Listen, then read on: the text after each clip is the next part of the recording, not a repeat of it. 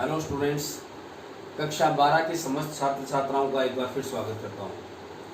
प्रिय विद्यार्थियों, गतांक से आज हम आगे पढ़ना शुरू करेंगे।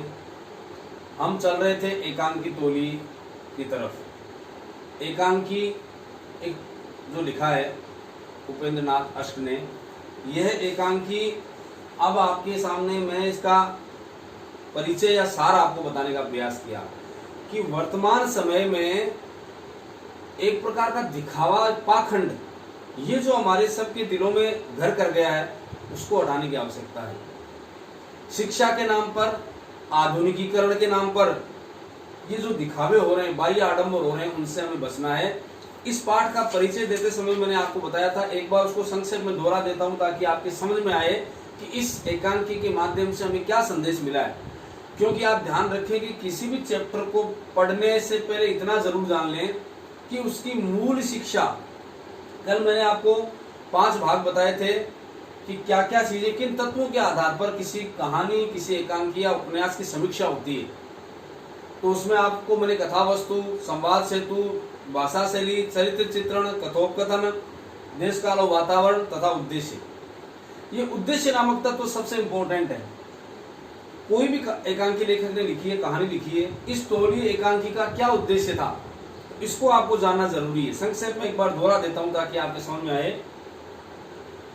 प्रस्तुत एकांकी तौलिये में शिष्टाचार, सभ्यता व तहजीब के नाम पर, हम ये शिष्टाचार दिखाते, तहजीब दिखाते, इसके नाम पर फैल रहे आडंबर व खोखलेपन को बखूबी अभिव्यक्त किया है।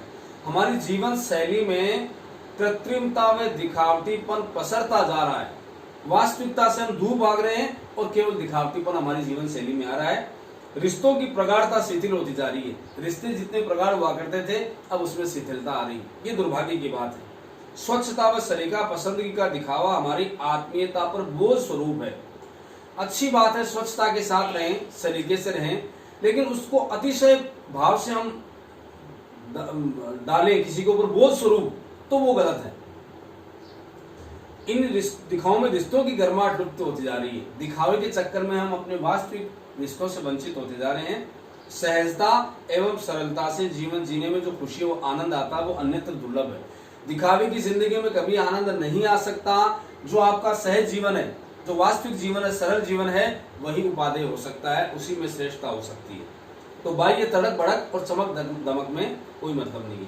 तो ये आपको बहुत अच्छी तरह जानना चाहिए। अब हम सीधे सीधे शुरू करते हैं आपकी एकांकी का भाव। यहां मैंने आपको बताया कि एक कमरा ऐसा बना हुआ है, ड्राइंग रूम है, और उस ड्राइंग रूम में जो पात्र है बसंत, वो किस प्रकार से बैठा हुआ है। तो संक्षेप में एक बार लास्ट लाइन बता रहा हूँ। बाईं दीवार के साथ श्रृंगार की मेज लगी, जिससे बसंत और मधु दोनों अपने टॉयलेट का काम लेते हैं। उसके ऊपर खूंटियों पर तौलिए टंगे हैं। मेज के दोनों ओर एक एक कुर्सियां पड़ी है। दाईं दीवार में इधर एक दरवाजा है जो बाहर जाता है। पर्दा उठते समय एकांकी शुरू होती है। मंच पर आप उसको खेलते हैं या दिखाते हैं, तो ऐसा कुछ ड्राइंग रूम बना करके उसको दिखाने का प्रयास करते हैं। पर्दा उठता है, तो पर्दा उठते समय बसंत श्रृंगार की मेज पर बैठे हजामत बना रहा है। वास्तव में वह हजामत बना चुका है और तौलिए से मुंह पहुंच रहा है। तभी रसोई से दरवाजे से स्वेटर बुनती हुई मधु का प्रवेश होता है। अब बातचीत शुरू होती है। देखिए आप, मधु, ये फिर आपने मदन का तौलिया उठा लिया। मैं कहती हूँ आप इतना कह के रुक जाती है कि जब आपका तौलिया अलग से रखा हुआ, तो आपने इस मदन का तौलिया क्यों उठाया। बसंत मुंह पहुंचते रुककर, ओ कम्बक तौलिए। ये तौलिए कम्बक, दुष्ट कम्बक एक तरह की हल्की गाली है। ये कम्बक तौलिए, मुझे ध्यान ही नहीं रहता। बात यह है, हंसता है कि मदन के तौलिए छोटे और हजामत, यानी मदन के तौलिए हजामत बनाने के लिए उपयुक्त है, छोटे हैं। मधु चिढ़कर, और हजामत के तौलिए कैसे हैं जी, जरा आंख खोलकर देखिए, हजामत के तौलिए कितने रंगीन है। 20 यूं तो धारियां पड़ी हुई है उनमें, और मदन में सादे। ये मदन का तौलिया तो बिल्कुल सीधा साधा, जो हजामत बनाने वाला तौलिया उसमें तो कितनी धारियां पड़ी हुई, आपको समझ में नहीं आता। आप उठा लेते हैं मदन का तौलिया, जिससे वो अपना शरीर पहुंचता है, उसको आप हजामत में यूज कर रहे हैं, गलत है। बसंत, लेकिन रोएदार, तो बीच में बात अटक जाती है कि रोएदार तौलिए तो मधु व्यंग्य से दोनों है जी। आंखें बंद करके आदमी दोनों का अंतर बता सकता है। मैं कहती हूँ आपको समझ में क्यों नहीं आता, बात अटक जाती है वहां। पूरी बात का मतलब आप तौलियों में फर्क नहीं करना जानते, हर किसी का तौलिया आप यूज करते हैं, इस्तेमाल करते हैं, इससे तो बीमारियां फैलेगी। बसंत निरुत्तर होकर के बेचारा कुछ बोलता नहीं है। वास्तव में मेरा ध्यान दूसरी ओर था। लाओ मुझे हजामत का तौलिया दे दो, कहाँ है, मुझे दिखाई नहीं दिया। लाओ वो हजामत का तौलिया कहाँ है। मधु खूंटी पर टंगा तौलिया उठाकर, यह तो टंगा है सामने, फिर ये तौलिया आप देख नहीं सकते। बसंत मैंने ऐनक उतार रखा है, चश्मा मेरे पास नहीं है, और ऐनक के बिना तुम जानते हो कि हमारी दुनिया, ऐनक के बिना तो सब कुछ साफ है, कुछ दिखता ही नहीं। एक खिसियानी हंसी हंसता है मधु जी। आपकी दुनिया, जाने आप किस दुनिया में रहते हैं। अब तो ऐनक नहीं है, और जो ऐनक हो तो कौन सा आपको कुछ दिखाई देता है। ये भी व्यंग्य कर रही है, मतलब एक प्रकार की डांट भी है, उसमें प्यार भी है कि आप तो ध्यान ही नहीं देते थे किसका तौलिया कब कहाँ इस्तेमाल करें। मुंह फुलाकर धम से कोच में धंस जाती है, वो सोफा जो है उसमें बैठ जाती है मुंह फुलाकर, क्योंकि आपको पता ही नहीं कहाँ किसका तौलिया इस्तेमाल करें। चुपचाप स्वेटर बनने लगती है। बसंत हजामत का सामान रखता है कि फिर अचानक उसी की ओर देखकर, बसंत तुमने फिर मुंह फुला लिया, नाराज हो गई हो, प्रश्न है उसमें कि तुम फिर नाराज हो गई। मधु व्यंग्य से हंसकर, नहीं मैं नाराज नहीं। बसंत तुम्हारा ख्याल है कि मैं इतना मूर्ख हूं ये भी नहीं पहचान सकता, तो तुम तो मुझे मूर्ख समझती हो कि किसका तौलिया कब इस्तेमाल करना चाहिए मुझे ध्यान ही नहीं है। मधु उसी तरह हंसकर, मैं कब कहती हूँ। बसंत सामान वैसे ही छोड़कर कुर्सी की ओर घुमाते हुए, उसकी ओर घुमाते हुए, मैं तुमसे कितनी बार कहा है मैंने कि अपने भावों को छिपा लेने की निपुणता तुम्हें प्राप्त नहीं है। तुम्हें अपने मन के भावों को निपुणता, पारंगत या पारंगत होना, कि तुम्हारे मन में जो भाव आते हैं तुम्हें उनको छुपाने की निपुणता नहीं है। तुम्हारी उपेक्षा, तुम्हारा क्रोध, तुम्हारी समस्त भावनाएं तुम्हारी आकृति पर प्रतिबिंबित हो जाती है। तुम्हारे चेहरे से पता चल जाता है कि तुम वास्तविक क्रोध कर रही हो, दिखावा कर रही हो, प्रेम कर रही हो, क्या कर रही हो। तुम्हें मेरी आदतें बुरी लगती है, पर मैं तुम्हें अंधेरे में नहीं रखा। देखो विवाह से पहले मैंने सब कुछ तुम्हें अवगत करवा दिया था। अंधेरे में रखना यानी छुपा के बात रखना मुहावरा है। अंधेरे में रखना, बात छुपा कर रखना या बात छुपाना। मैंने तुमसे कोई बात नहीं छुपाई थी, कोई अंधेरे में नहीं रखा था। तो अपने संबंध में, मेरे बारे में जो कुछ था मैंने खुल करके तुम्हें बताया। अपने स्वभाव के संबंध में सब कुछ बता दिया मैंने, सब के सब पत्ते खोल दिए। यानी मेरा चरित्र कैसा है, मेरा जीवन कैसा है, मेरी जीवन की शैली कैसी है, मैंने विवाह से पहले तुम्हें सब कुछ बता दिया था। मधु मेज पर रख दिए थे, वो तौलिए के बारे में कह रही कि वो मेज पर रख दिए थे, मैं कब इनकार करती हूँ व्यंग्य से हंसकर। बसंत तुम्हारी यही हंसी कितनी विषैली है, विषैली, जहर से युक्त, जहरीली, कि तुम हंसती हो, इसमें कितना व्यंग्य है, कितना जहर है। ये कितनी जहरीली हंसी है तुम्हारी, हैं? इस तरह विष घोल घोल कर तुमने अपने स्वास्थ्य का सत्यानाश कर दिया। तुम हमेशा इन छोटी छोटी बातों को लेकर दुखी होती हो। मैंने कौन सा तौलिया इस्तेमाल किया, मैंने क्या कर लिया, बस इन बातों का इशू बना करके अपने मन को अशांत करती हो और मन ही मन दुखी हो जाती हो, अपने स्वास्थ्य तक का ख्याल नहीं रखती। मधु चुप रहती है। बसंत मैं तुम्हें किस प्रकार विश्वास दिलाऊं कि मैं स्वयं सफाई का बड़ा समर्थक हूं। अब तुम मानो इस बात को कि मैं सफाई पसंद व्यक्ति हूं, मैं भी मानता हूं इस बात को। मधु इसमें क्या संदेह है। बसंत और मुझे स्वयं गंदगी पसंद नहीं है। सफाई से रहना अच्छी बात है, लेकिन गंदगी में रहना गलत बात है। गंदगी पसंद नहीं है, लेकिन गंदगी से घृणा भी नहीं करना, ये बहुत सीख अच्छी दी इसमें। मधु सिर्फ हंसती है। बसंत पर मैं तुम्हारी तरह एरिस्टोक्रेट वातावरण में नहीं पला, विलासितापूर्ण ऐसा वातावरण नहीं पला, और मुझे नजाकतें, नजाकत नखरे, ये उर्दू शब्द है। एरिस्टोक्रेट विलासितापूर्ण वातावरण, एरिस्टोक्रेटिक बोलते हैं विलासिता को। वातावरण नहीं पला, मुझे नजाकतें नहीं आती। हमारे घर में सिर्फ एक तौलिया होता था और हम 6 भाई उसी से काम लेते थे। क्या हुआ, आज तक कुछ नहीं बिगड़ा हमारा। तुम कहती हो बीमार पड़ जाएंगे, अस्वस्थ हो जाएंगे, कीटाणु फैल जाएंगे, पता नहीं क्या क्या कहती हो। हमारे घर में जब हम छोटे थे एक तौलिया हुआ करता था, घर के 6 मेंबर उसी से अपना शरीर पोंछ लिया करते थे। मधु लेकिन बीमारी। बसंत हम में से तो किसी को कोई बीमारी नहीं, आज तक तो नहीं हुई। मधु पर चर्म रोग। बसंत तुम्हें और मदन को तो कोई बीमारी नहीं, और फिर रोग इस तरह नहीं बढ़ता। रोग बढ़ता है कमजोरी से। जब हमारे शरीर में रोग से लोहा लेने वाले कीटाणु कम हो जाते हैं तब ये रोग बढ़ते हैं। आज आप मन से, हृदय से, अपने शरीर से हृष्ट पुष्ट रहेंगे तो चाहे कितनी गंदगी आपके आसपास में होना, या कितने तौलियों से आप शरीर को पोंछ लें, कितने लोगों को यूज किया, आपके अंदर वो जीवाणु अगर ताकतवर ज्यादा होंगे, कीटाणुओं से लड़ने वाले, तो आप आराम से किसी बीमारी से जीत सकते। कोई बीमारी आपके पास फटकेगी नहीं। तब चूहा सहजनशाह की बात जानती हो? एक उदाहरण दिया चूहा सहजनशाह नामक स्थान का। तो मधु पूछती है प्रश्न सूचक दृष्टि में, चूहा सहजनशाह? बसंत कहता शिकार करने के विचार से कुछ अफसर चूहा सहजनशाह गए। स्थान है उसमें अमेरिका के रॉकफेलर ट्रस्ट के कुछ डॉक्टर भी थे। अब देखो चूहा सहजनशाह के लोगों का जीवन देखना तुम लोग और सबक सीखना। तुम कहते हो बीमारी, कहां से बीमारी आएगी माँ? लंच के समय उन्हें पानी की आवश्यकता पड़ी। बेरे ने आकर बताया, बेरा जो खानसामा होता है, जो नौकर होता है या रसोई में काम करने वाला, रसोई का जो काम करने वाला व्यक्ति होता है वो नौकर, वो बेरे ने आकर बताया कि गांव में कोई कुआं नहीं है, लोग जोड़ का पानी पीते हैं। अब ये बात यकीन कैसे करते हैं? जोड़ में जहाँ पशु स्नान भी करते हैं वहीं कितनी गंदगी रहती है, वहां लोग जोड़ का पानी पीते हैं। डॉक्टरों का विश्वास नहीं आया, बोले ऐसा संभव ही नहीं है। अगर इतने खराब पानी को यदि पी ले लोग तो सब बीमार पड़ जाएं। विश्वास नहीं आया क्योंकि जोड़ का पानी मेला चीकड़ था, इतना गंदा था। ऐसी कोई भी बीमारी होगी जिसमें इस कीड़े इस पानी में मौजूद ना हो। इतना गंदा पानी था उस जोड़ का, उसमें सारे कीड़े पड़े होंगे शायद, डॉक्टर मानते थे। और चूहा सहजनशाह के जाट हृष्ट पुष्ट लंबे तगड़े, वो अपनी पत्नी मधु को समझा रहे हैं कि तुम क्या बातें कर रही हो।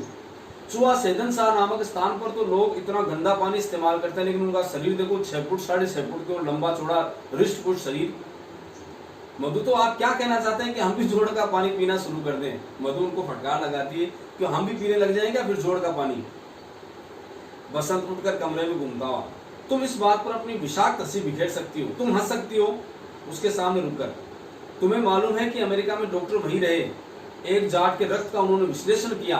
वो चूहा सहजनशाह में रहने वाले हृष्ट पुष्ट जो जाट थे उनके विश्लेषण किया, उसका रक्त उन्होंने लिया और उसकी जांच की। तो साहब उसमें क्या हुआ? मालूम हुआ कि उसमें रोग का मुकाबला करने वाले लाल कीटाणु रोग की मदद करने वाले कीटाणु से कहीं ज्यादा है। रोग फैलाने वाले कीटाणु से ज्यादा तो उनका लाल कीटाणु है जो रोगों को नष्ट कर सके, रोग के कीटाणुओं को मार सके। तब उन्होंने वहां के लोगों की खुराक का निरीक्षण किया। पता चला कि वे अधिकतर दही और लस्सी का प्रयोग करते हैं। वहां के लोग क्या करते हैं? दही ताजा और लस्सी का प्रयोग करते हैं। और दही में बहुत सी बीमारियों के कीटाणुओं को मारने की शक्ति है। बीमारी का मुकाबला इन नजाकत और नफासतों से नहीं हो सकता। ये नखरे और दिखावा, इनसे किसी बीमारी का इलाज नहीं हो सकता। तो वो समझाती है फिर आगे कि इनसे ये नहीं हो सकता। आपके अंदर, शरीर के अंदर मजबूत शक्ति होनी चाहिए। पैदा करने से, ऐसी शक्ति पैदा करने से होता है जो रोग के आक्रमण का प्रतिरोध कर सके। आपके शरीर को इतना, इम्यूनिटी पावर आपका इतना मजबूत बना लीजिए कि आप रोग का प्रतिरोध कर सके, उसको आराम से मार सके, उनके कीटाणुओं को रोक सके। आगे वो बात शुरू करते हैं। मधु कहती है, मैंने चूहा सहजनशाह की बात सुन ली। मैंने तौलियों से शरीर में लाल कीटाणु फैले या श्वेत, मुझे इससे मतलब नहीं। मैं तो इतना जानती हूँ कि बचपन से मुझे सफाई पसंद है। अब आप कैसी भी बातें करें, मुझे तो बचपन से ही सफाई की आदत है और मैं सफाई को पसंद करती हूँ। इस बात को आप अच्छी तरह जान लें। अब वो उदाहरण देती है अपने मामा जी का, ऐसा कुछ नाम ही बोलती है कि मेरे मामा जी, इतना ही बोलती है। तो मामा जी का नाम सुनते ही बसंत मेज के कोने का सहारा लेकर तुमने फिर अपने मामा और मौसा की कथा छेड़ दी। माना कि वे विलायत हो आए, विलायत विदेश।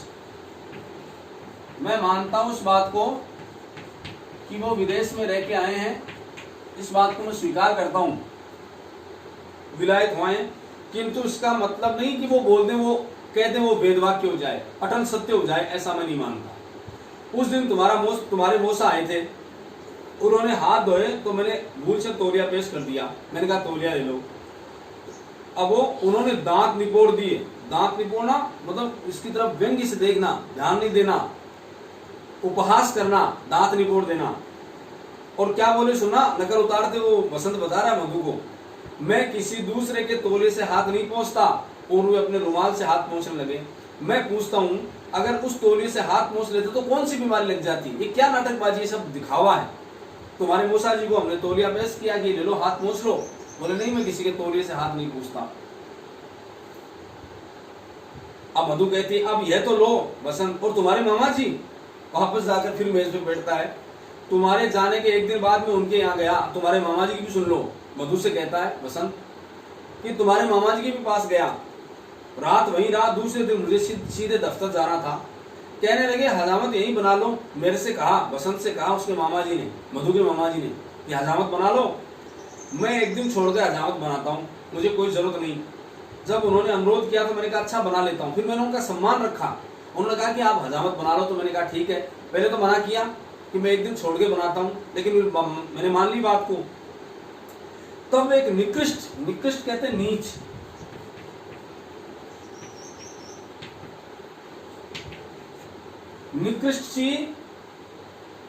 निकृष्ट सा मतलब एकदम खराब बुरा नीच रेजर लेके आओ। कहने लगे नकल उतारते हुए, मैं अपने रेजर से किसी दूसरे को हजामत नहीं बनाने देता, इसलिए मैंने मेहमानों के लिए दूसरा रेजर छोड़ा। सोचो आप कितनी बड़ी बात है, रिश्तों में कैसे दरार लाते हैं लोग। ये नफासत और नजाकत का भाव लिए फिरते हैं और उनको पता नहीं कि अपनी इन व्यंग्य भरी बातों से लोगों के दिलों पे क्या होगा। तो बोले ये जो मैं रेजर रखता हूँ तो किसी आए गए लोगों के लिए, मेहमानों के लिए रखता हूँ, मेरा तो सुरक्षित अलग रखता हूँ। क्रोध के मारे मेरा रक्त खोल उठा। रक्त खोलना मुहावरा है, रक्त खोलना, गुस्सा, क्रोध आना, अत्यंत क्रोध आना। तो मेरा तो उस समय रक्त खोल उठा, मुझे तो बड़ा गुस्सा आया। लेकिन जैसे जैसे अपने आप को रोककर मैंने केवल इतना कहा, रहने दीजिए मैं घर जाकर शेव कर लूंगा, मैं अपनी कटिंग या दाढ़ी मैं घर जाके बना लूंगा, आप रहने दीजिए। मधु मामा जी, बसंत अपनी बात जारी रखते हुए। इस पर शायद उन्हें महसूस हुआ कि मुझे उनकी बात बुरी लगी और उन्होंने मुझे अपने रेजर से हजामत बनाने पर विवश कर दिया। फिर उनको ये महसूस हुआ कि यार उन्होंने गलत कर दिया था कि मेहमानों के लिए अलग रेजर है, आपके लिए अलग।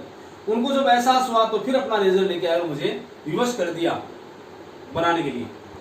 किंतु मेरे हजामत बनाने के बाद मेरे ही सामने ब्लेड उन्होंने लॉन में फेंक दिया। दूब का मैदान लॉन, उन्होंने वो लॉन में फेंक दिया। वो आप देखो वो भी एक तरह से फजीती कर रहे हैं, बेइज्जती कर रहे हैं कि लॉन में मेरे सामने उसको फेंक दिया, उस ब्लेड को।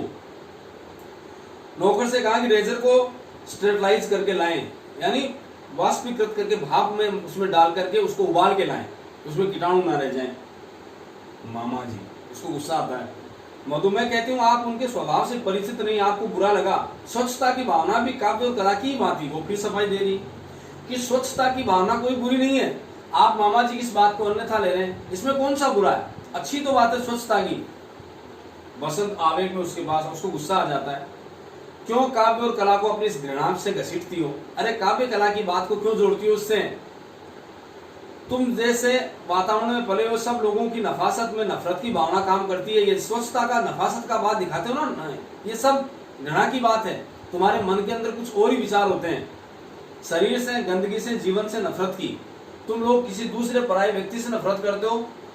ये कहाँ, अगर तुम्हारे अंदर शरीर में ताकत है तो कहाँ से रोगाणु आएंगे, कहाँ से जीवाणु आएंगे?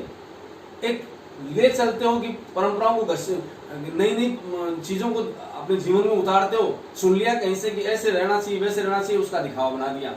इससे आत्मीयता का संबंध खत्म होता है।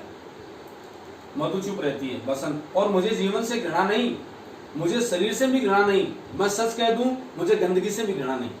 अब देखो ये बात, गंदगी और करना भी नहीं चाहिए, क्योंकि हमारा शरीर ही पूरा गंदा है।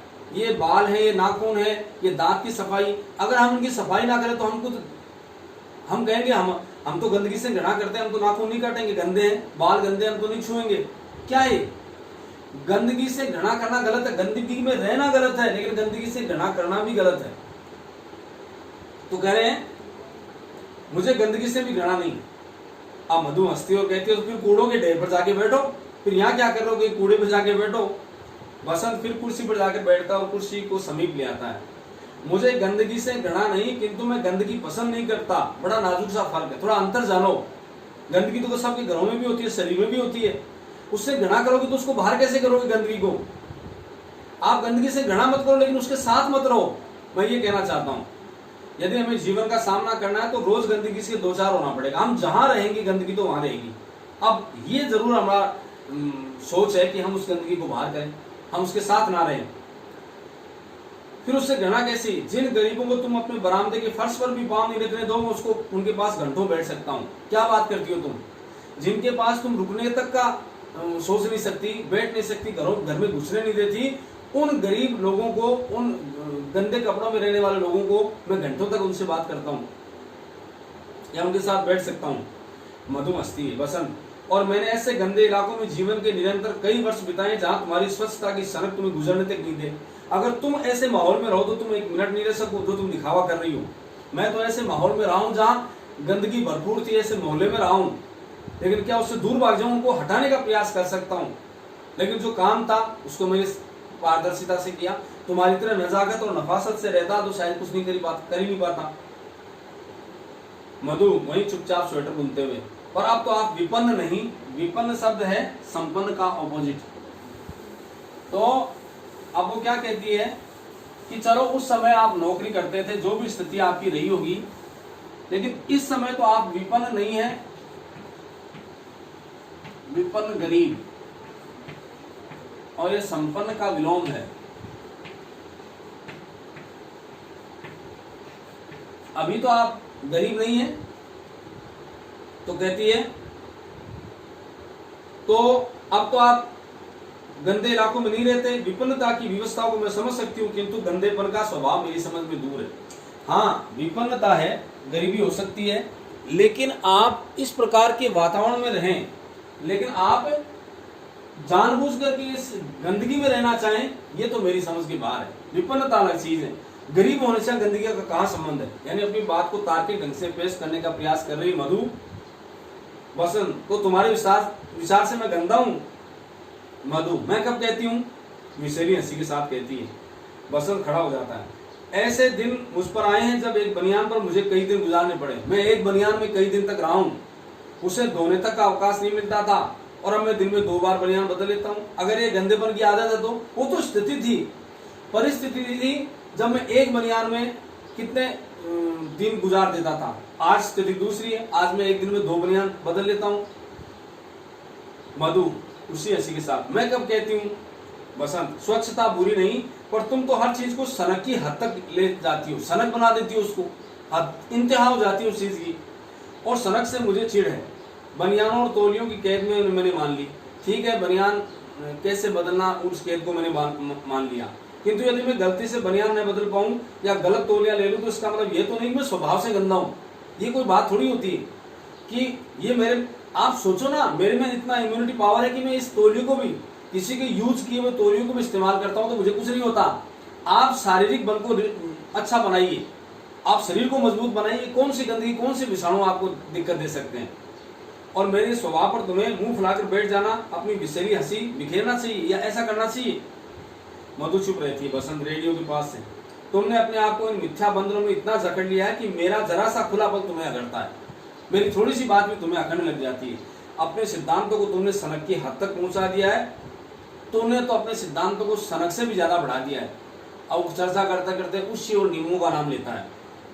मधु बुनना छोड़ देती है स्वेटर। आपने फिर उसी और नींबू की बात चलाई, उसी और नींबू?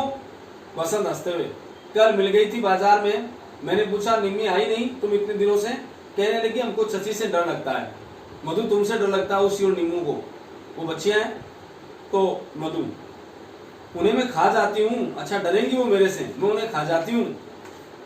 बसंत तिपाई के पास, खाओगी तो तुम क्या, पर वे बच्चियां हैं। तुम्हारी ये नाटकबाजी देखती है ना सफाई को लेकर के, वो डर जाती है।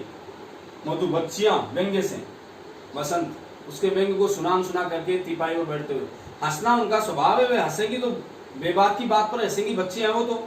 और तुम्हारी एटी के पास दबे दबे घुटे रहो, तुम्हारा ये दिखावा, तुम्हारा जो अभिमान है वो तो दबे दबे। फिर वो कहता बेजारी से सिर हिला करके, जो आदमी जी पर खा भी नहीं सकता, हंस नहीं सकता, वह जीवन में कर भी क्या सकता है? चिंताओं और आपत्तियों के बंधन क्या कम है जो जीवन को शिष्टाचार की बेड़ियों में और जकड़ दिया जाए? खुले मन से जीने दो ना, क्यों शिष्टाचार की बेड़ियों में किसी को जकड़ती हो? और यह न करो, वह न करो, ऐसे न बोलो, वैसे न बोलो, ये क्या कम है? इनका कोई अंत भी इन आदेशों का? तो मधु चुप रहती है।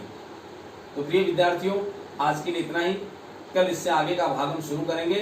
तो इस प्रकार से हमने इस पाठ से ये समझा कि दिखावा अलग चीज है, दिखावा करने से कोई फायदा नहीं है। जो जीवन में वास्तविकता है उसको अपनाना चाहिए। बाह्य आडंबर और दिखावा पसंद जिंदगी किसी काम की नहीं। हमें गंदगी से नफरत नहीं करना चाहिए, गंदगी से दूर रहना चाहिए, लेकिन गंदगी सदैव हमारे, जहां हम रहेंगे गंदगी रहेगी, तो उस गंदगी से आपको नफरत नहीं करना चाहिए, उसको बाहर करना चाहिए, उस गंदगी को दूर करना चाहिए। लेकिन गंदगी आपका पीछा छोड़ने वाली नहीं है, इसलिए उससे नफरत करना गलत है। तो मैं समझता हूँ आपको काफी हद तक समझ में आया है और आप प्रयास करोगे एक बार दोबारा इसको पढ़ने की। मैं एक बार आप समस्त छात्र छात्राओं को पुनः धन्यवाद देता हूँ। कल इस चैप्टर को फिर इससे आगे बढ़ाएंगे। Thank you very much.